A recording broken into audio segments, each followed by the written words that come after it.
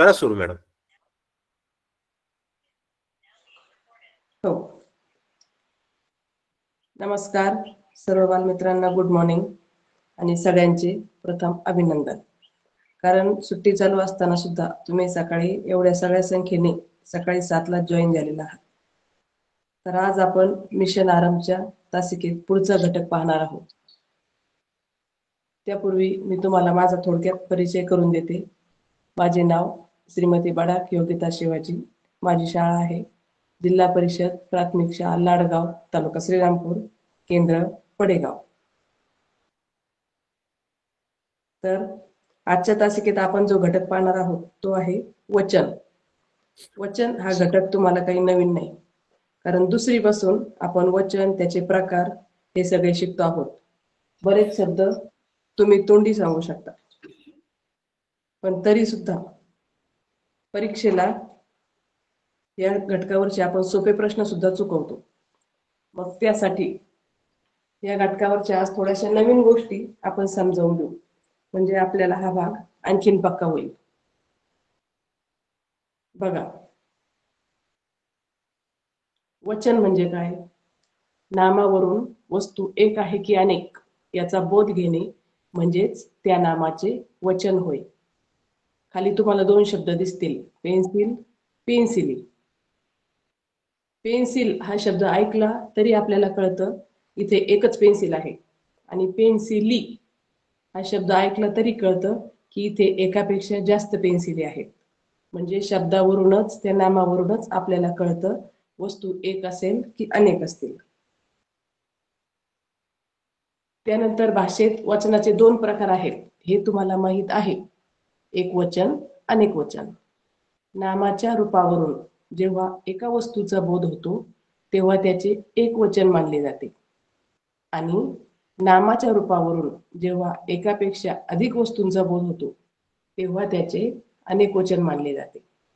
हे सर्व तुम्ही शिकलेला आहात. तरीही आता आपण पुढचे नियम पाहूयात. आता हा भाग आणखी आपण सविस्तर समजून घेऊया. त्यासाठी आपण काही नियम पाहू. तुम्हाला स्क्रीनवर प्रत्येक स्लाइडवर एक सोपा नियम आणि त्याची उदाहरणे दिसतील. तो नियम आपण शब्दशः समजावून घेऊ आणि त्याची उदाहरणे पाहू, म्हणजे सगळे नियम तुम्हाला समजायला सोपे जातील. कालच्या भागात तुम्ही लिंग व त्याचे प्रकार हा भाग पाहिलात, बरोबर? मग पुल्लिंग, स्त्रीलिंग, नपुंसकलिंग हे भाग आपण शिकलो.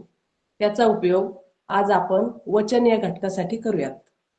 कसा करायचा बघा. आपण काल पाहिलं की पुल्लिंग, स्त्रीलिंग, नपुंसकलिंग यासाठी जे सर्वनाम वापरतात ते आपण सहज ओळखतो. तो हे सर्वनाम वापरले तर पुल्लिंग, ती हे सर्वनाम वापरले तर स्त्रीलिंग, आणि ते हे सर्वनाम वापरले तर नपुंसकलिंग. हे सगळं आपल्याला पाठ असतं. मग आता ते फक्त वापरायचं कसं आणि नियमात बसून शब्दांचे वचन प्रकार बदलायचे कसे हे आपण पाहूयात. पहा, आता आपला पहिला आणि सोपा नियम आपण पाहूयात. नियम 1. सर्व पुल्लिंगी नामाची एकवचनी व अनेकवचनी रूपे सारखीच असतात. तुम्हाला स्क्रीनवर नियम दिसतो, त्यातल्या काही शब्दांखाली अधोरेखित केलेला आहे, म्हणजे रेष मारलेली आहे, कारण त्या शब्दावर आपल्याला जास्त भर द्यायचा आहे.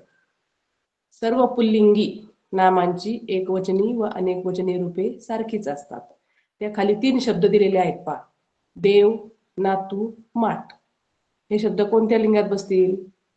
तो देव, तो नातू, तो माठ. हे शब्द पुल्लिंग या गटात मोडतात. मग आपला नियम काय सांगतो? पुल्लिंगी नामाची एकवचनी व अनेकवचनी रूपे सारखीच असतात, म्हणजे त्याचे एक वचन आणि अनेक वचन बदलत नाही. दोन्हीही वचन प्रकारात ते शब्द तसेच राहतात. पुल्लिंगी त्या ठिकाणी आपण तो वापरला आणि ते शब्द पुल्लिंगी आहेत म्हणून त्याचे अनेकवचनी रूप तेच राहणार. त्यानंतर पुढचा नियम पहा. नियम 2.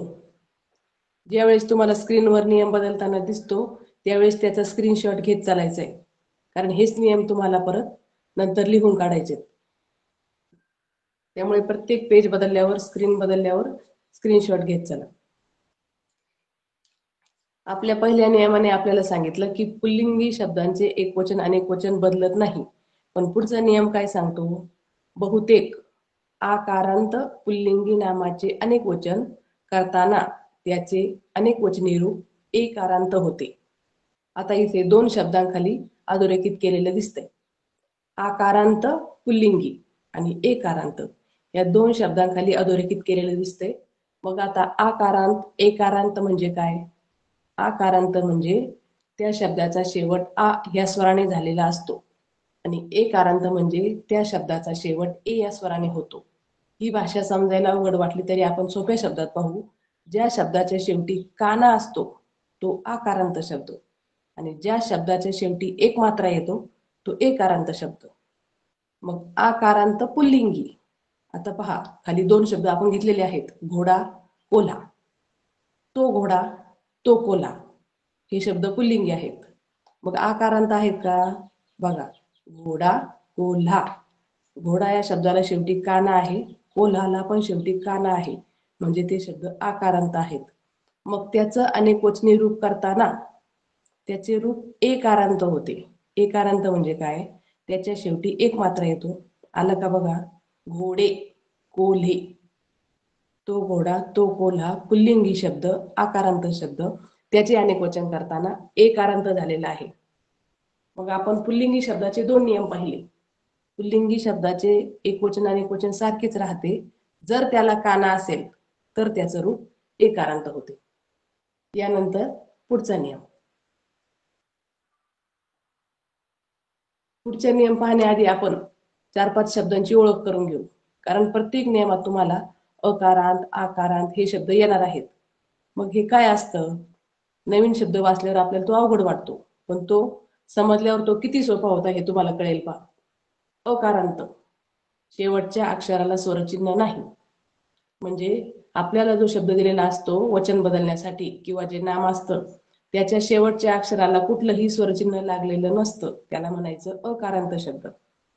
आकारांत शब्द शेवटच्या अक्षराला काना असतो. तुम्हाला जो शब्द दिलेला आहे वचन बदलण्यासाठी त्याच्या शेवटच्या अक्षराला काना असतो. दादा, कावळा याला शेवटी काना आहे, म्हणजे हे आकारांत शब्द. ईकारांत शब्द. ईकारांत म्हणजे काय? शेवटच्या अक्षराला वेलांटी असते. बाटली, नळी हे ईकारांत शब्द आहेत. उकारांत शब्द शेवटच्या अक्षराला उकार असतो. खडू शेवटी उकार आला म्हणजे हा उकारांत शब्द. एकारांत शब्द शेवटच्या अक्षरावर एक मात्रा असतो. हे एकारांत शब्द. हे सोपे असतात, समजल्यावर आपल्याला नाव वाचायला अवघड जातात. अकारांत, अकारा, आकारांत, इकारांत. पण ज्यावेळेस आपण त्याचे कान्या मात्रानुसार वर्गीकरण समजून घेतो त्यावेळेस आपल्याला ते समजायला सोपं जातं. त्यानंतर आपण पुढचा नियम बघू. नियम 3. आपला तिसरा नियम काय सांगतो? आदरार्थी वापरल्या जाणाऱ्या नामांची एकवचनी व अनेकवचनी रूपे सारखीच असतात. आता ह्या नियमात आधी आपण आदरार्थी हा शब्द शिकू. आदरार्थी म्हणजे काय? घरातल्या सगळ्या माणसांना आपण अरे तुरे करून बोलतो का? नाही.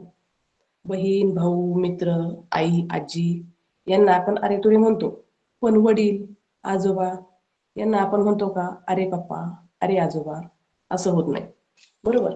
तर आपल्यापेक्षा वडीलधाऱ्या आणि वयाने मोठ्या असणाऱ्या माणसांना आपण अहो जाहो करून मान सन्मान देऊन बोलतो, म्हणजेच आपण आदराने बोलतो. मग ज्यांना आपण आदराने बोलतो त्या शब्दांचे एक वचन व अनेक वचन हे सारखेच असते. खाली उदाहरणे आहेत ती पहा. बाबा, काका, मामा, दादा हे शब्द एक वचन आणि अनेक वचनात सारखेच आहेत. तुम्ही शब्द वापरू शकता. मला एक काका आहे, मला 5 काका आहेत. एक असेल तरी काका, जास्त असतील तरी काका. मला एक मामा आहे, मला 4 मामा आहेत. एक आणि अनेक दोन्ही शब्दात मामा या शब्दाचं वचन बदलत नाही. जरी बदललं तरी तो शब्द त्याचं रूप एकच राहतं. म्हणून आपला नियम सांगतो आदरार्थी वापरल्या जाणाऱ्या नामांची एकवचनी व अनेकवचनी रूपे सारखीच असतात. त्यानंतर पुढचा नियम. दिलेला शब्द जर स्त्रीलिंगी आणि अकारांत असेल तर त्याचे अनेक वचन आकारांत किंवा इकारांत होते. आता पुल्लिंगी शब्दाचे आपण नियम पाहिले. आता स्त्रीलिंगी शब्द. जर स्त्रीलिंगी शब्द म्हणजे काय, त्याला ती हे सर्वनाम आपण वापरतो.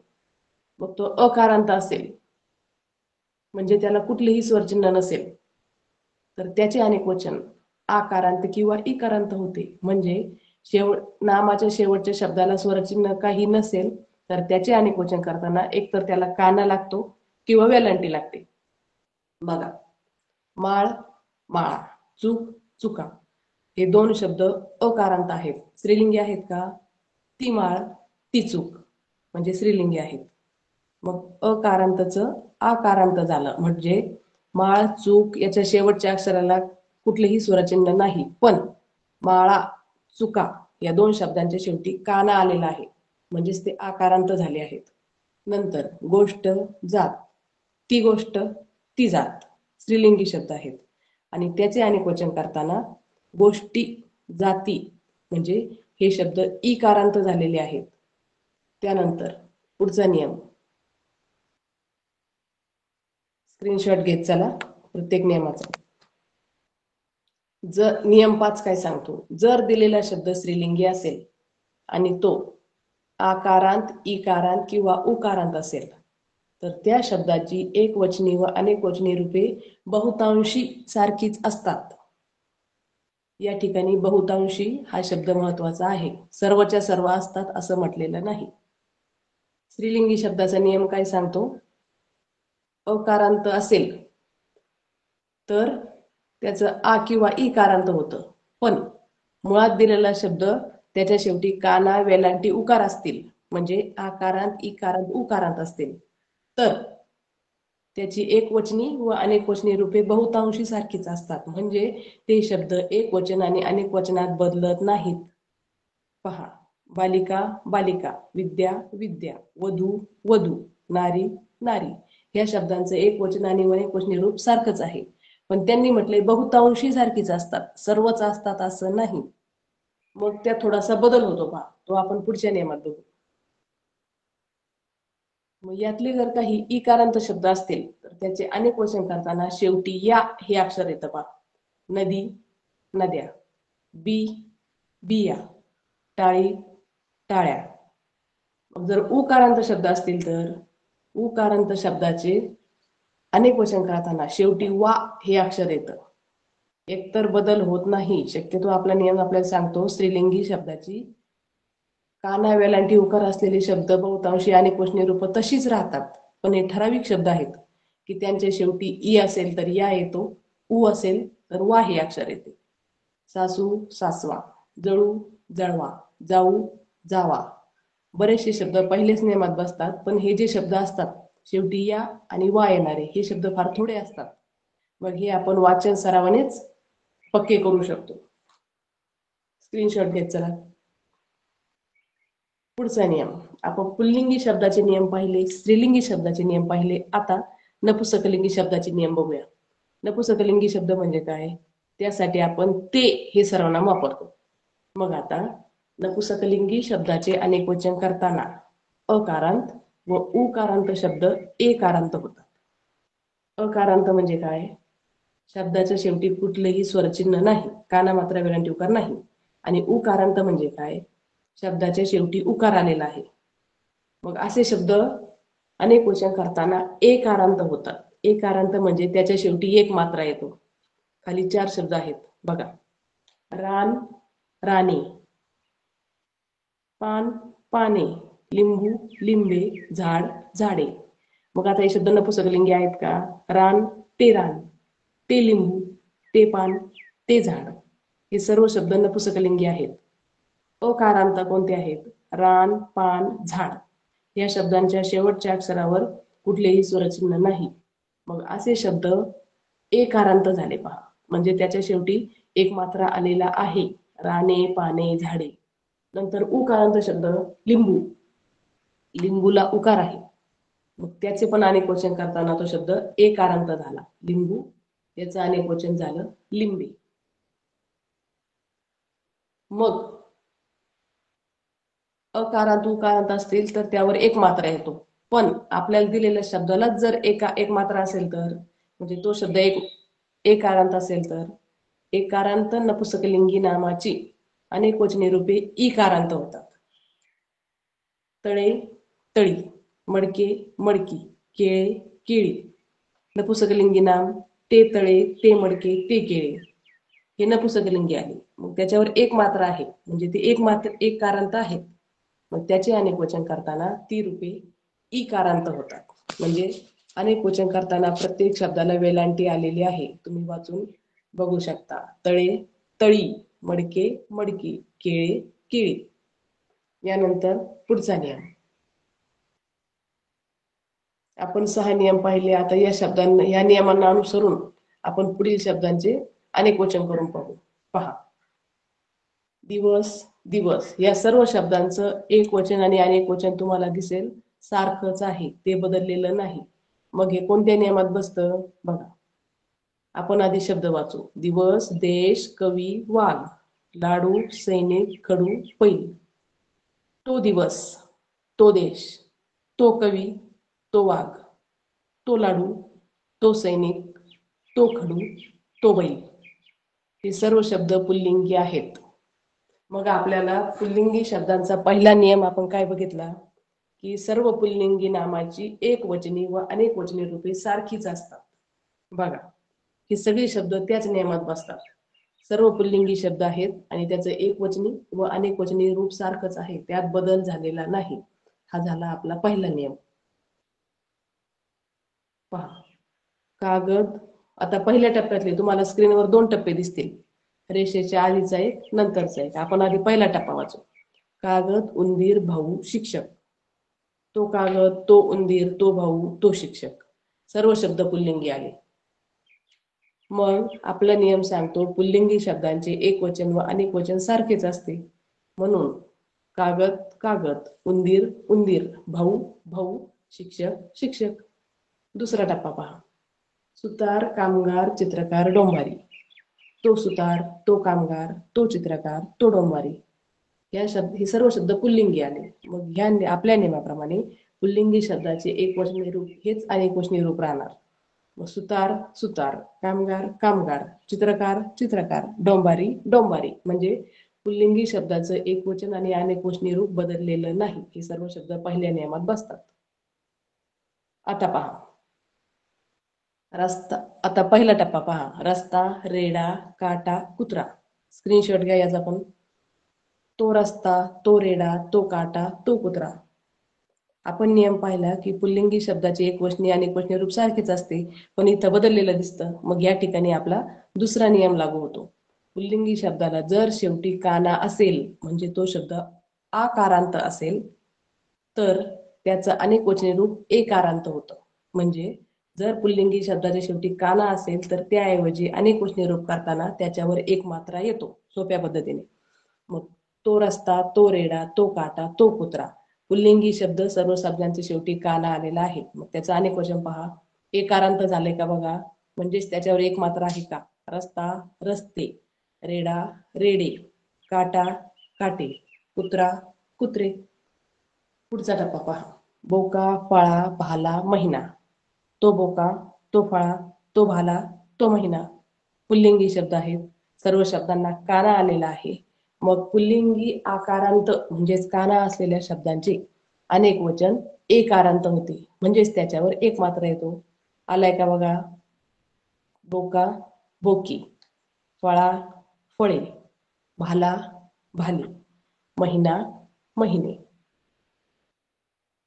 पुल्लिंगी शब्दाचे 2 नियम आपण पाहतोय. पहिला नियम, पुल्लिंगी शब्दाची एकवचनी आणि अनेकवचनी रूप सारखीच असतात, पण जर त्याला काना असेल तर त्याचं अनेकवचन करताना कान्याऐवजी एक मात्रा येतो, म्हणजेच आकारांत ऐवजी एकारांत होतो. बघा, पहिला टप्पा पहा स्क्रीनवरचा. स्क्रीनशॉट घ्या. ससा, आंबा, राजा. तो ससा, तो आंबा, तो राजा. हे सर्व पुल्लिंगी शब्द आहेत. मग त्याचं अनेकवचन पुल्लिंगी असून ससा, आंबा, राजा हे पुल्लिंगी शब्द असून त्याच्या शेवटी काना आलेला आहे पहा. मग पुल्लिंगी आकारांत शब्दाचे म्हणजे पुल्लिंगी काना असणाऱ्या शब्दाचे अनेकवचन एकारांत होते.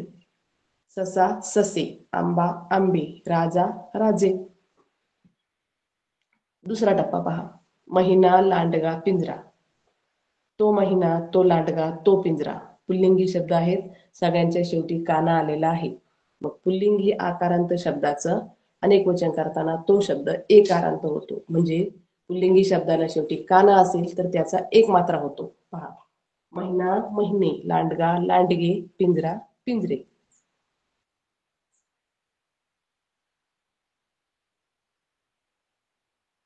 आता स्क्रीनवर तुम्हाला पुढचे शब्द दिसतील. शब्द 2 टप्प्यात आहेत. स्क्रीनशॉट घेत चालायचा जेणेकरून तुम्हाला लिहायला सोपं जाईल. नंतर हे शब्द तुम्हाला सगळे उतरून काढायचे आहेत वहीत. आता आपण पुढचे शब्द वाचू. पहिल्या टप्प्यातले आपण पुल्लिंगी शब्दाचे नियम पाहिले. आता वाट, लाट, खाट, धार. आता आपण प्रथम याची लिंग निश्चिती करूया. ती वाट, ती लाट, ती खाट, ती धार. हे शब्द स्त्रीलिंगी आहेत. त्याचं अनेक वचन पहा. वाटा, लाटा, खाटा, धारा. मग आपला चौथा नियम काय सांगतो. जर दिलेला शब्द स्त्रीलिंगी आणि अकारांत असेल तर त्याचे अनेक वचन आकारांत किंवा इकारांत होते. म्हणजे जर आपला शब्द स्त्रीलिंगी असेल आणि त्याच्या शेवटच्या अक्षराला कुठलेही स्वरचिन्ह नसेल. पहा, हे चारही शब्द स्त्रीलिंगी आहेत आणि वाट, लाट, खाट, धार यांच्या शेवटच्या अक्षराला कुठलंच स्वरचिन्ह नाही. ते अकारांत शब्द आहेत. मग असे शब्द असतील तर त्याचं अनेक वचन करताना एकतर त्याला काना लागतो किंवा वेलांटी लागते. म्हणजे आकारांत होतात किंवा इकारांत होतात. मग पहिल्या टप्प्यातले सगळे शब्द आकारांत झाले. पहा. वाट, वाटा, लाट, लाटा, खाट, खाटा, धार, धारा. दुसरा टप्पा पहा. बहीण, मैत्रीण, सहल, घागर. ती बहीण, ती मैत्रीण, ती सहल, ती घागर. सर्व शब्द स्त्रीलिंगी आहेत. अकारांत आहेत. म्हणजे शेवटच्या अक्षराला कुठलेही स्वरचिन्ह नाही. मग असे शब्द अनेक वचन करताना इकारांत झाले आहेत. बहीण, बहिणी, मैत्रीण, मैत्रिणी, सहल, सहली, घागर, घागरी. स्क्रीनशॉट घ्या.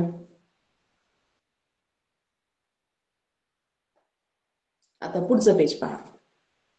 त्यातले पहिल्या टप्प्यातले शब्द आपण पाहू. वीट, माळ, जीभ, चूक. ती वीट, ती माळ, ती जीभ, ती चूक. स्त्रीलिंगी शब्द आहेत. अकारांत आहेत. म्हणजे त्याच्या शेवटच्या अक्षराला कुठलाही स्वरचिन्ह नाही.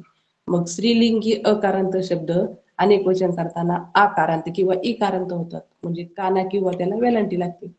बघा. वीट, विटा, माळ, माळा, जीभ, जिभा, चूक, चुका. पुढचा टप्पा पहा.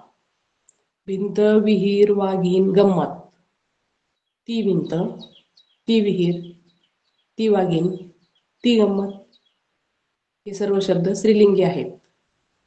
त्याचे अनेक वचन करताना म्हणजे स्त्रीलिंगी अकारांत शब्दाचे अनेक वचन करताना ते शब्द आकारांत किंवा इकारांत होतात. पहिल्या टप्प्यातले शब्द आकारांत होते. या टप्प्यातले सगळे शब्द इकारांत आहेत. म्हणजे सगळ्यांना वेलांटी आलेली आहे.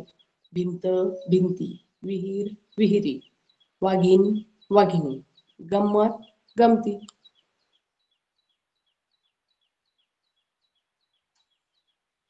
आता स्क्रीनवर शब्द बदललेत. बघा. कन्या, दिशा, शाळा, घंटा. पहिला टप्पा आपण वाचतोय. ती कन्या, ती दिशा, ती शाळा, ती घंटा. सर्व स्त्रीलिंगी शब्द आहेत. पण तुम्हाला समोर दिसेल की तेच शब्द अनेक वचनी रूपात पण आलेले आहेत. कशामुळं? मग आपला पाचवा नियम सांगतो. जर दिलेला शब्द स्त्रीलिंगी असेल आणि तो आकारांत, इकारांत किंवा उकारांत असेल तर त्याची एकवचनी व अनेक वचनी रूपे सारखीच असतात. म्हणजे स्त्रीलिंगी शब्दाला जर काना, वेलांटी, उकार असतील तर ते शब्द अनेक वचनातही तसेच राहतात. म्हणजे त्याचं रूप बदलत नाही. कन्या, कन्या, दिशा, दिशा, शाळा, शाळा, घंटा, घंटा. पुढचा टप्पा पहा. भाषा, शंका, माता, लेखिका. ती भाषा, ती शंका, ती माता, ती लेखिका. सर्व स्त्रीलिंगी शब्द आहेत आणि सर्वांच्या शेवटी काना आलेला आहे. मग स्त्रीलिंगी शब्दाला जर शेवटी काना, वेलांटी, उकार असेल तर ते शब्द अनेक वचनात तसेच राहतात. मग भाषा भाषा, शंका शंका, माता माता, लेखिका लेखिका. या ठिकाणी एकवचन व अनेकवचनी शब्दात कुठलाच बदल झालेला नाही. म्हणजे स्त्रीलिंगी शब्दाला जर काना वेलांटी उकार असतील, म्हणजे आकारांत इकारांत उकारांत असतील, तर ते शब्द अनेक वचनात बहुतांशी तसेच राहतात. याआधी आपण पाहिलं होतं, बहुतांशी राहतात म्हणजे सर्वच राहतात असं नाही. मग काही शब्द असे आहेत की त्यात बदल होतो. मग कोणते शब्द आपण पाहिले? ई असणारे, रजई रजया, नदी नद्या. त्यानंतर वा ही अक्षर शेवटी असणारे, पिसू पिसवा, जाऊ जावा. हे थोडे शब्द आहेत, ते आपण वाचन सरावाने पक्के करू शकतो. पण बहुतांशी स्त्रीलिंगी शब्दांना एकच नियम लागू पडतो की स्त्रीलिंगी शब्दाच्या शेवटी काना वेलांटी उकार असतील तर त्याचं अनेकवचन बदलत नाही. पहा, हे शब्द देखील त्याच नियमात बसतात. पहिला टप्पा वाचा. पूजा, मैना, सभा, आज्ञा. ती पूजा, ती मैना, ती सभा, ती आज्ञा. सर्व शब्द स्त्रीलिंगी आहेत. मग त्याचं अनेकवचनी रूप पण तेच आहे. पूजा पूजा, मैना मैना, सभा सभा, आज्ञा आज्ञा. दुसरा टप्पा बघा. गायिका, नायिका, विधवा, शिक्षिका. ती गायिका, ती नायिका, ती विधवा, ती शिक्षिका.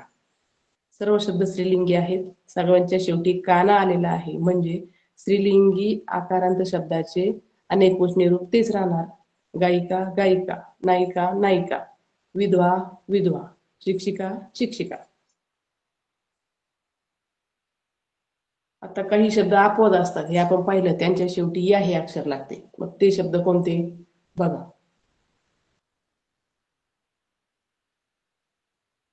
रजई रजया, चटई चटया, काठी काठ्या, वाडी वाड्या, बाई बाया, सुई सुया, आई आया, भाकरी भाकऱ्या. म्हणजे स्त्रीलिंगी शब्दाच्या शेवटी काही शब्द असे असतात की त्याच्या शेवटी ई आला किंवा वेलांटी आली तर त्याच्या शेवटी या हे अक्षर लागते. पण हे शब्द थोडे असतात, ते वाचूनच सरावाने अधिक पक्के करून ठेवायचे, म्हणजे अडचण येत नाही. बाई बाया, सुई सुया, आई आया, भाकरी भाकऱ्या या शब्दांच्या शेवटी पण या हे अक्षर अनेक वचनात आलेलं आहे. पुढे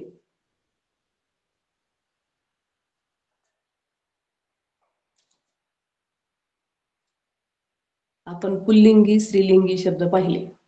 आता पुढचे शब्द पहा. स्क्रीनवरचा पहिला टप्पा पहा. दार, नख, हाड, बोट. ते दार, ते नख, ते हाड, ते बोट. या सर्वांसाठी ते सर्वनाम वापरलं, म्हणजे हे सर्व शब्द नपुंसकलिंगी आहेत. मग आपला नपुंसकलिंगी शब्दाचा नियम काय पाहिला आपण? नपुंसकलिंगी शब्दाचे अनेकवचन करताना अकारांत किंवा उकारांत शब्द हे एकारांत होतात. एकारांत म्हणजे जर त्याला काना मात्रा वेलांटी उकार नसेल शेवटच्या अक्षराला, दार, नख, हाड, बोट या शब्दांच्या शेवटच्या अक्षराला कुठलेही स्वरचिन्ह नाही, म्हणजे काना मात्रा काहीही लावलेलं नाही. मग अशा शब्दांचे अनेक वचन करताना त्याचा एकारांत शब्द होतो, म्हणजे त्याच्या शेवटी एक मात्रा येतो. बघा, ते दार, ते नख, ते हाड, ते बोट. अनेक वचन काय होतं? दार दारे, नख नखे, हाड हाडे, बोट बोटे. नपुंसकलिंगी शब्दाचे अनेक वचन एकारांत झाले. पुढचा टप्पा पहा. लेकरू, पाखरू, वासरू, कोकरू. ते लेकरू, ते पाखरू, ते वासरू, ते कोकरू. हे सर्व शब्द नपुंसकलिंगी आहेत आणि सगळ्यांच्या शेवटी उकार आलेला आहे, म्हणजे अकारांत आणि उकारांत. पहिल्या टप्प्यातले शब्द अकारांत, दुसऱ्या टप्प्यातले शब्द उकारांत पण नपुंसकलिंगी. असे जर असतील तर त्याचंही अनेक वचन एकारांत होतं, म्हणजे शेवटी त्याचा उकार जाऊन एक मात्रा होतो. बघा, लेकरू लेकरे, पाखरू पाखरे, वासरू वासरे, कोकरू कोकरे.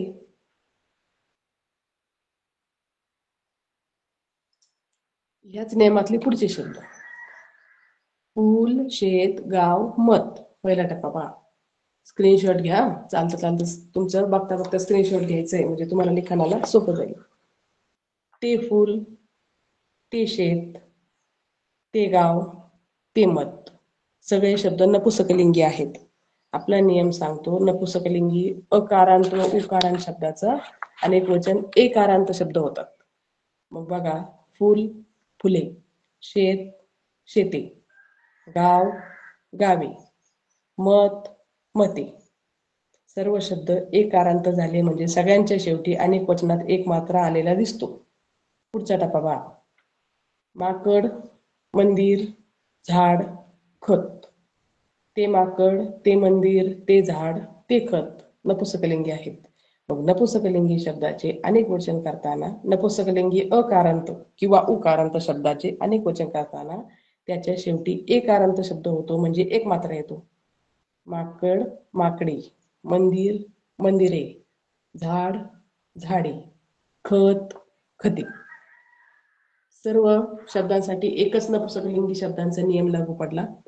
जर अकारांत किंवा उकारांत असतील तर त्याच्या शेवटी एक मात्रा येतो. मग आता जर शब्द एकारांत दिले असतील तर मग त्यात बदल होतो का? पुढील शब्द पहा. नपुसकलिंगी शब्दाचे अनेक वचन करताना जर तो शब्द एकारांत असेल तर त्याचं अनेक वचन इकारांत होतं. म्हणजेच काय, नपुसकलिंगी शब्द असेल आणि त्याच्यावर जर कान मात्रा असेल, ते गाणे, ते खेडे, ते नाणे.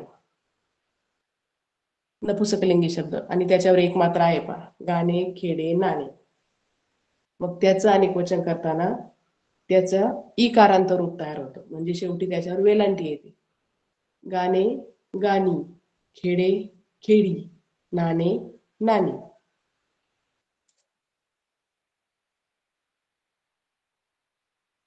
आता आपण 6-7 नियम पाहिले, पण काही शब्द असे असतात की या सर्व नियमात बसून सुद्धा त्यांचं अनेक वचन नियमाप्रमाणे बदलत नाही. मग हे शब्द कोणते? तर या नियमांना काही शब्द अपवाद असतात. मग अपवाद म्हणजे काय की नियमात न बसणारे शब्द. मग हे कसे लक्षात ठेवायचे? तर हे शब्द वाचन सरावानेच लक्षात ठेवावे लागतात. ज्या ज्या वेळेस तुम्ही वचन हा भाग वाचता त्यावेळेस अपवादाचे शब्द सुद्धा प्रत्येक वेळी वाचन करायचे. वाचन करून ते शब्द आपोआप लक्षात राहतात, पण ते प्रत्येक वेळी वाचावेच लागतात. दासी, दासी, देवी, देवी, युवती, युवती, दृष्टी, दृष्टी, बाजू, बाजू, वस्तू, वस्तू, वाळू, वाळू, झाडू, झाडू, वधू, वधू, सोने, सोने या शब्दांचं एकवचनी व अनेक वचनी रूप सारखेच आहे. ते शब्द पुल्लिंग, स्त्रीलिंग, नपुसकलिंगी मध्ये बसतात, पण त्याप्रमाणे त्याचं अनेक वचन नियमाप्रमाणे बदलत नाही. त्याला अपवाद मानतात. वाचन सराव या शब्दांसाठी चालू ठेवायचा. आपण हे शब्द पाहिले, मग आता त्यावर आधारित परीक्षेला प्रश्न कसे विचारतील याचा थोडासा आपण सराव करू. मग आता पहा, प्रश्न वाचूया आपण. प्रश्न: निश्चितपणे अनेक वचनी शब्द शोधा. 4 पर्याय दिलेले आहेत: शाळा, मळा, कळा, गोळा. ओळखा बरं वेगळा शब्द कोणता येईल. आपल्याला विचारलंय निश्चितपणे अनेक वचनी. निश्चितपणे अनेक वचनी शाळा, मळा, गोळा, कळा. बघा, मग आता आपण प्रथम या शब्दाची लिंग निश्चिती करू. ती शाळा, तो मळा, तो गोळा आणि कळा. कळा हा शब्द कोणत्या गटात बसतो हे आपल्याला लक्षात आलेले नाही, पण शाळाचं अनेक वचन काय होईल? शाळाच, कारण ती शाळा स्त्रीलिंगी शब्द आहे, त्याचा आकारांत आहे, त्याचं रूप बहुतांशी बदलत नाही, म्हणून शाळाचं अनेक वचनही तेच राहील, पण एक वचन पण तेच आणि अनेक वचन पण तेच, त्यामुळे निश्चित अनेक वचनेमध्ये तो बसत नाही. मळा आणि गोळा शब्द पहा, तो मळा, तो गोळा हे पुल्लिंगी शब्द आले. पुल्लिंगी शब्दाचे रूप सारखीच असतात, पण जर काना आला तर त्याचे शब्द एकारांत होतात. मग मळाचं अनेक वचन होईल मळे, गोळा या शब्दाचं अनेक वचन होईल गोळे. मग आता राहिला कळा हा शब्द. कळा हा एक वाटतो का जास्त वाटतो? जर जास्त वाटतो मग त्याचे एक वचन काय असेल? कळ. म्हणजे शब्द शोधताना त्याचे एक वचन आणि अनेक वचन हे आपण दोन्ही आधी शोधून घ्यायचे, मगच पर्याय निश्चित करायचा. कळ हे अनेक वचन असेल तर त्याचे एक वचन असेल तर त्याचं अनेक वचन झालं कळा. म्हणजे कळ कळा असा शब्द येईल. मग निश्चित अनेकवचनी शब्द कोणता येईल? कळा. म्हणून पर्याय क्रमांक. प्रश्न: निश्चितपणे अनेकवचनी शब्द शोधा.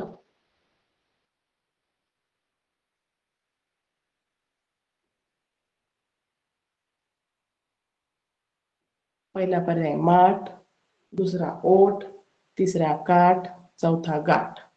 वचनानुसार म्हणजे एक वचन आणि वचनानुसार विसंगत. विसंगत म्हणजे वेगळा. त्या गटातून बाजूला असणारा शब्द ओळखायला. मग आता आपण याची प्रथम लिंग निश्चिती करू. तो माठ, तो ओठ, तो काठ, ती गाठ. पण पर्याय सांगताना आपल्याला लिंग प्रकारानुसार नाही तर वचनानुसार सांगितलेलं आहे. म्हणजे एक वचन अनेक वचन. याच्यामध्ये लिंग प्रकारानुसार ती गाठ हा शब्द वेगळा दिसतो. मग तुम्ही लगेच पर्याय करणार का? नाही, थोडं थांबायचंय. आपल्याला वचनानुसार म्हटलंय. मग वचन म्हणजे एक वचन अनेक वचनी शब्द कोणते? बघा, माठ, ओठ, काठ. तो माठ, तो ओठ, तो काठ हे पुल्लिंगी शब्द आहेत. आणि पुल्लिंगी शब्दांचं अनेक वचन जरी केलं तर ते अनेक वचन म्हणजे तेच शब्द प्रकार राहतात, त्यात बदल होत नाही. मग माठचं अनेक वचन माठ, ओठचं अनेक वचन ओठ, काठ या शब्दाचं अनेक वचन काठ. म्हणजे हे तीनही शब्द एक वचनी आहेत की अनेक वचनी आहेत हे सांगणं अनिश्चित आहे, कारण त्याचं रूप सारखंच आहे. मग चौथा पर्याय पहा, ती गाठ. त्याचं अनेक वचन काय होईल? गाठी. म्हणजे हा एक वचनी शब्द आहे, त्याचं अनेक वचन बदलतं. म्हणून पर्याय क्रमांक 4 हे उत्तर बरोबर. वचनाचे कुठलेही प्रकार बदलताना त्याचं एक वचन आणि अनेक वचन प्रत्येक शब्दाचं चारही पर्यायाचं आधी निश्चित करून मगच उत्तर शोधायचं, जेणेकरून आपली चूक होणार नाही आणि सोप्या प्रश्नाचा मार्क जाणार नाही. पुढचा प्रश्न पहा. एक वचनी शब्द शोधा. फडकी, मडकी, फडकी, दोडकी, खिडकी. आता आपण शब्द वाचलं तरी आपल्याला असं वाटतं की या वस्तू जास्त असतील. मडकी, फडकी, दोडकी हे जास्त आहेत. पण खिडकी ही एकच आहे, तिचं अनेक वचन काय होईल? खिडक्या. म्हणजे खिडक्या हा शब्द या ठिकाणी आलेला नाही. मग हा खिडकी हा एक वचनी शब्द आहे. म्हणून पर्याय क्रमांक 4 बरोबर. पहिले तीन शब्द कोणत्या नियमात बसतात? ते मडके, ते फडके, ते दोडके. नपुंसकलिंगी एकारांत शब्द, त्याचं अनेक वचन इकारांत होतं. आणि खिडकी हा नपुंसकलिंगी स्त्रीलिंगी शब्द आहे, त्याचं अनेक वचन त्याच्या शेवटी या लागला. म्हणून एक वचनी शब्द चौथा पर्याय खिडकी. पुढचा प्रश्न.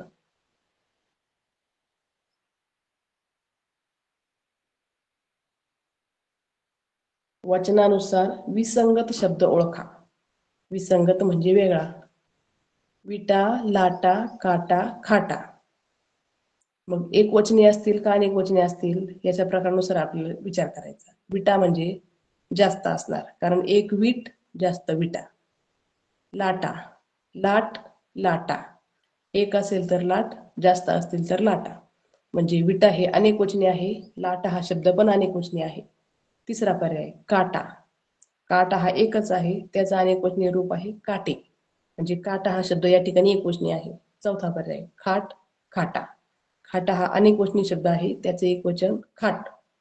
मग विटा, लाटा, खाटा हे तीनही पर्याय अनेक वचनी शब्दाचे आहे. मात्र काटा हा शब्द एक वचनाचा आहे. म्हणून अनेक वचनाच्या गटातून एक वचनी शब्द आपल्याला वेगळा काढायचा, तो शब्द विसंगत आहे. म्हणून पर्याय क्रमांक 3 काटा हे उत्तर या ठिकाणी बरोबर.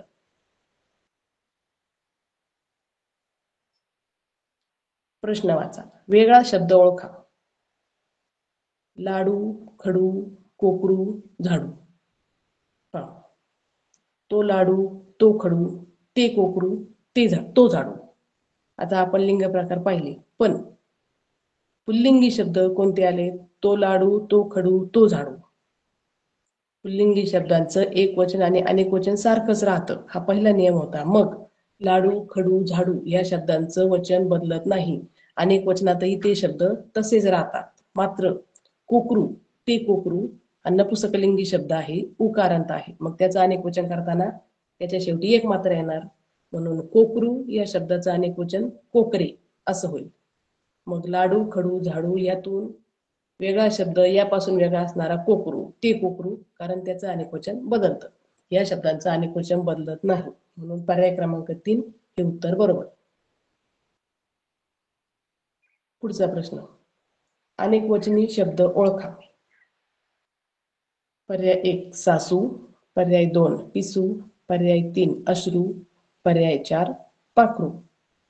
आता आपण पाहिलेल्या नियमाप्रमाणे स्त्रीलिंगी शब्द असतील सासू पिसू तर यांचं अनेकवचन करताना त्याच्या शेवटी वा हे अक्षर लागतं. म्हणजे सासू सासवा, पिसू पिसवा.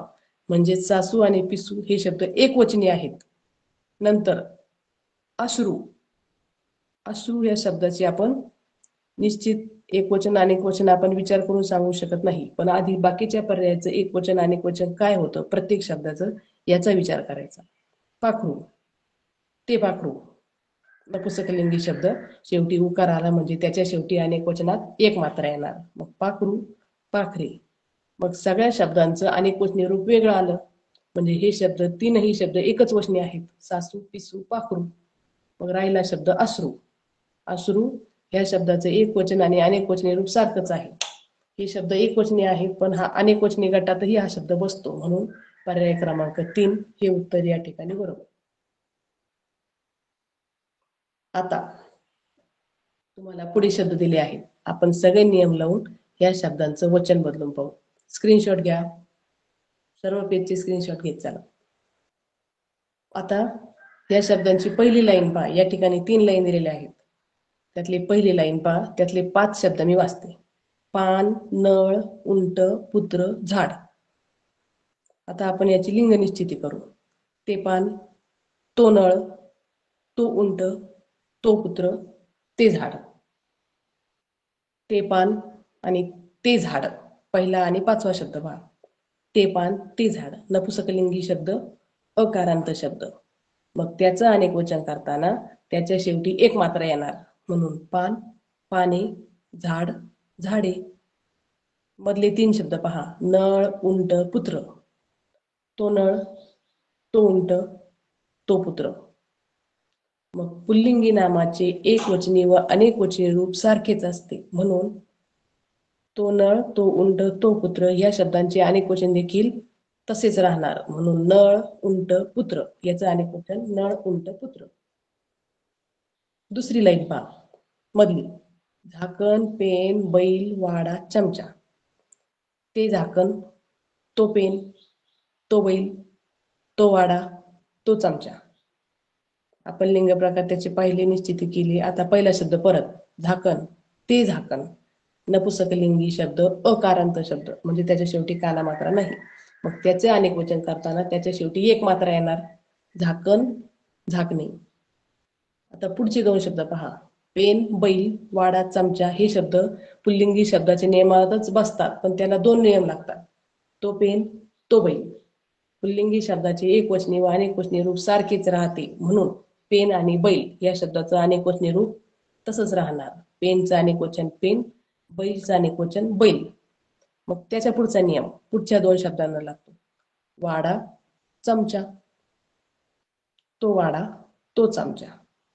वरचे 2 शब्द आपण पाहिले पुल्लिंगी असल्यामुळे ते शब्द तसेच राहतात, पण खालचे शब्द पण पुल्लिंगी आहेत. मग ते तसेच राहतील का? नाही, कारण पुल्लिंगी शब्द असले तरी त्याच्या शेवटी काना आलेला आहे.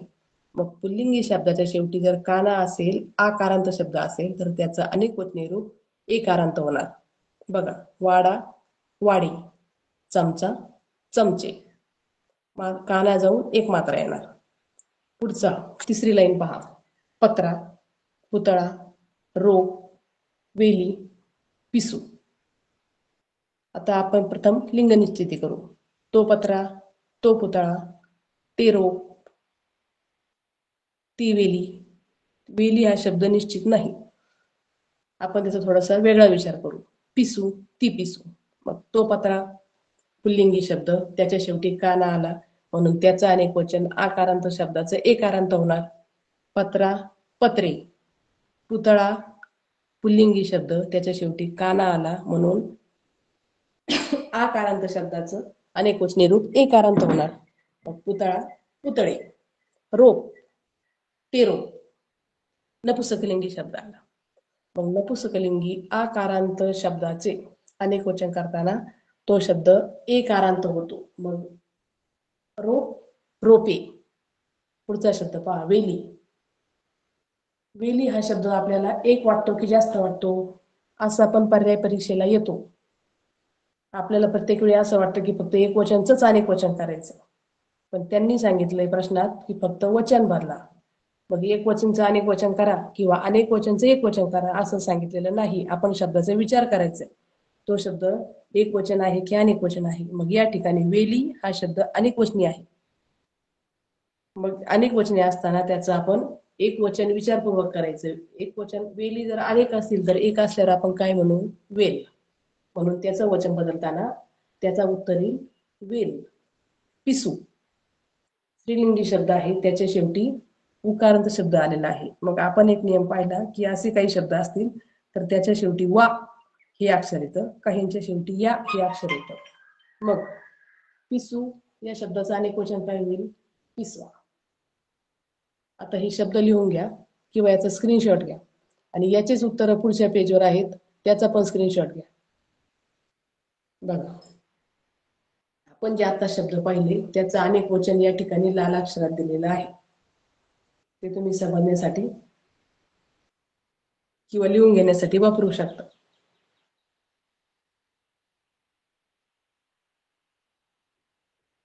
सर्व शब्द नियमात बसतात. पुल्लिंग स्त्रीलिंग शब्दाचे नियम त्याला लावता येतात. अवघे 5 ते 6 नियम होते, अतिशय सोपे होते. पुल्लिंगी शब्द असेल तर एक वचन अनेक वचन सारखंच राहतं, पण जर काना आला तर त्याऐवजी एक मात्रा होतो. स्त्रीलिंगी शब्द अकारांत असेल तर त्याच्या शेवटी काना किंवा वेलांटी लागते, आणि जर काना वेलांटी उकार आधीच असतील तर त्याच्यात बदल होत नाही. फक्त काही शब्द असतात त्याच्या शेवटी या लागतो, काहींच्या शेवटी वा लागतो. आपण ते शब्द पाहिले, रजई रजया, चटई चटया, नदी नद्या, बी बिया आणि वा हे शब्द लागणारे पण शब्द आपण पाहिले. पिसू पिसवा, सासू सासवा, जळू जळवा, जाऊ जावा हे शब्द आपण पाहिले. यानंतर आणखी एक प्रश्न आपण पाहू. उभयवचनी शब्द ओळखा. आपल्याला प्रश्न पडतो, आपण एक वचन अनेक वचन शिकतो, उभयवचन कुठून आलं? उभयवचन म्हणजे जे शब्द दोन्हीही वचन प्रकारात बसतात, म्हणजेच ज्यांचं एक वचन अनेक वचने रूप बदलत नाही असे शब्द, त्यांना म्हणतात उभयवचनी शब्द. मग असे शब्द कोणते की ज्याचं एक वचन आणि अनेक वचन सारखंच राहणार? बघा, 4 शब्द आहेत, टोळी, गोळी, मोळी, कोळी. मग आता टोळी या शब्दाचं अनेक वचन करून पहा, होतंय का वेगळं? टोळी टोळ्या, अनेक वचन बदललं. गोळीचं अनेक वचन करून पहा, गोळी गोळ्या. या ठिकाणी पण हा शब्द बदलला, त्याचं अनेक वचन बदललं. मोळी मोळ्या. म्हणजे टोळी गोळी मोळी स्त्रीलिंगी शब्द आहेत, त्याचे अनेक वचन कारण त्याच्या शेवटी या हे अक्षर आलं. म्हणजे या तीनही शब्दांच्या एक वचनी आणि अनेक वचनी शब्दात फरक वाटला. मग आता कोळी शब्द पाहू. कोळी कोळी तो कोळी, मग त्याचं अनेक वचन कोळ्या असं होईल का? नाही, तो शब्द त्यात बसत नाही. तो पुल्लिंगी शब्द आहे, त्याला या हे अक्षर लागणार नाही, म्हणून तो कोळी तो कोळी. अनेक वचने गटातही तोच शब्द राहणार, म्हणून एक वचन आणि अनेक वचन या दोन्ही गटात बसणारा शब्द कोणता? कोळी. म्हणून पर्याय क्रमांक 4 हे उत्तर बरोबर. बघा, एक वचनी नाम ओळखा. पर्याय वाचा. दिशा, आज्ञा, सभा, जाऊ. आपण प्रथम या शब्दाचा विचारपूर्वक लिंग निश्चिती करू. आता दिशा एक आहे का अनेक आहे आपण निश्चित सांगू शकत नाही, कारण एक दिशा 4 दिशा असे शब्द आहेत, हे दोन्ही प्रकारात बसतात. मग निश्चितपणे एक वचनीच असेल असा शब्द कोणता शोधू आपण. ती दिशा, ती आज्ञा, ती सभा हे सर्व स्त्रीलिंगी शब्द आहेत. याच्या शेवटी आकारांत म्हणजे काना आलेला आहे. आपला नियम आपल्याला काय शब्द सांगतो, जर दिलेला शब्द स्त्रीलिंगी असेल त्याच्या शेवटी आकारांत किंवा इकारांत उकारांत असेल तर त्याची एकवचनी व अनेकवचनी रूपे सारखीच असतात. म्हणून यांचं अनेकवचन बदलत नाही. दिशाचं अनेकवचन दिशा, आज्ञाचं अनेकवचन आज्ञा, सभाचं अनेकवचन सभा, म्हणजे त्या शब्दात बदल नाही. म्हणून हे पर्याय एकवचनी आहेत की अनेकवचनी आहेत हे निश्चितपणे सांगता येत नाही. पण जाऊ हा शब्द देखील स्त्रीलिंगी आहे पा, पण त्याच्या शेवटी त्याचं अनेकवचन करताना जाऊ या शब्दाचं अनेकवचन जावा असं होतं. म्हणजेच याचं अनेकवचन वेगळं आलं, म्हणजे हा निश्चितपणे एकवचनी शब्द आहे. म्हणून पर्याय क्रमांक 4 हे उत्तर या ठिकाणी बरोबर येणार. आता आपण लिंगवचनाचे 6 प्रकार पाहिले. लिंग प्रकार आपण काल पाहिले, त्यावर आधारित आपण वचन हा घटक घेतला. हे सर्व घटक समजून घेण्यासाठी आपल्याला वाचन सराव खूप महत्वाचा आहे. केवळ नियम आणि त्यावरचे शब्द न वाचता प्रत्येक नियमाला अपवाद सुद्धा असतात. ते शब्द पण आपण वाचायचे असतात. त्याचेही वाचन आपण प्रत्येक वेळी बोट ठेवून केलेच पाहिजे. वचन या घटकाचा सराव करताना वाचन सराव हाच अधिक उपयुक्त ठरतो. त्याचे वेगवेगळे प्रश्न आपण पाहिले. त्या प्रश्नांचा विचार करताना फक्त प्रत्येक शब्द एकवचनी आणि अनेकवचनी या गटात बसून मगच तो वेगळा निवडायचा आहे. कारण हा भाग जरी सोपा असला तरी त्यावर फक्त विचार करणं महत्वाचं असतं. कारण सोप्या भागातच आपण चुका करतो. आपल्याला असं वाटतं की वचन आपलं सगळं पाठ आहे, त्यामुळे आपण घाईघाई ते उत्तर चुकून देऊ शकतो. पण थोडेसे नियम पाहिल्याप्रमाणे जर आपण त्या नियमाच्या विचाराने जर त्या शब्दांचे एकवचन अनेकवचन निश्चित केलं तर आपल्याला हा भाग समजायला सोपा जातो. सर्व शब्दांची स्क्रीनशॉट घेऊन ठेवायचे. आता यानंतर आपल्याला स्वाध्याय काय, आज तुम्ही जो भाग शिकले ते सर्व तुम्हाला स्क्रीनशॉट काढलेले आहेत. ते तुम्ही सर्व वहीत लिहून घ्यायचे. सर्व लिहून काढायची वहीत, ते तुमच्या हाताखालून जाते. जे तुम्ही शिकले ते जर लगेच लिहिलं तर ते तुमच्या लक्षात राहायला सोपं जाईल. मग त्यानंतर काय स्वाध्याय घ्यायचा, तुमच्या घरात परिसरात दिसणाऱ्या 50 वस्तूंची नावं लिहून काढायची. या शब्दाचा स्क्रीनशॉट घ्या स्वाध्यायचा. घरात परिसरात दिसणाऱ्या 50 वस्तू कुठल्या पण 50 वस्तूंची नावं लिहून काढायची. त्याच्या समोर त्या शब्दाचे अनेकवचन विचारपूर्वक लिहून काढायचे. घरात मोठ्या माणसांच्या मदतीने त्याचं अनेकवचन बरोबर आहे की नाही याची खात्री करायची. तुमच्याकडे गाईड असतात, पुन्हा ते गाईड उचकून त्याची खात्री करून बरोबर चूक लिहून काढायचं. ज्यावेळेस तुम्ही शोधून लिहिणार, वस्तूचा विचार करणार, वस्तूचं नाव लिहिणार, शोधून त्याचं अनेकवचन शोधून लिहिणार, त्यावेळेस तुमचा स्वतःचा प्रयत्न वाढणार. स्वतःहून अभ्यास केल्यामुळं त्याचं अनेकवचन तुमच्या कायमच्या लक्षात राहणार. पहा, जेवढे शब्द तुम्ही जास्त सराव करणार त्यावेळेस तुमचं एकवचन अनेकवचन हा भाग पक्का होणार. आणि जो जमणार नाही तो शब्द आपल्या नियमात असेल, तुम्ही जे स्क्रीनशॉट घेतले त्या नियमात तो शब्द कोणत्या लिंग प्रकारात बसतो, मग त्याला कोणता नियम लागू होतो, त्याचं अनेकवचन कसं करणार, हे सगळे शब्द तुम्ही स्वतः नियम वाचून प्रत्येक शब्द जर नियमात बसून त्याचं अनेकवचन केलं तर तो भाग तुमचा निश्चित पक्का होणार आणि सोपा भाग सुद्धा त्यात चुका कमी होणार. आज आपण वचन हा घटक पाहिला. त्यानंतर या ठिकाणी आपण थांबूयात आणि उद्या भेटूया पुन्हा पुढील भागात नवीन विषयासह नवीन घटकासह. धन्यवाद.